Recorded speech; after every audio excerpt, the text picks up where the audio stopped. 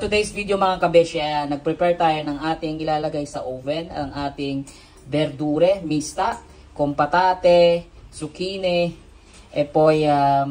melanzane, plant, and then from here meron naman tayong pesce di urata.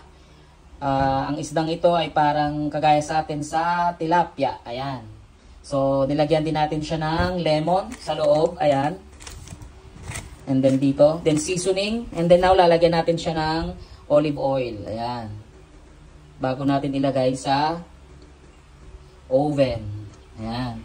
And then ang ating gulay, ayan. So napaka-healthy.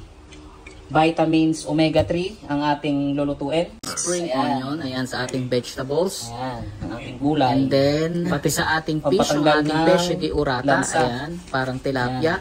Ayan, so lagyan din natin siya. Ayan. Lagay na natin sa oven. Mga kabeshi, nilagay na natin sa oven. Ayan. So another 30 minutes.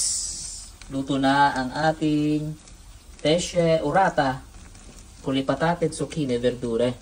Natin mga kabeshi ang ating pesce. Ayan.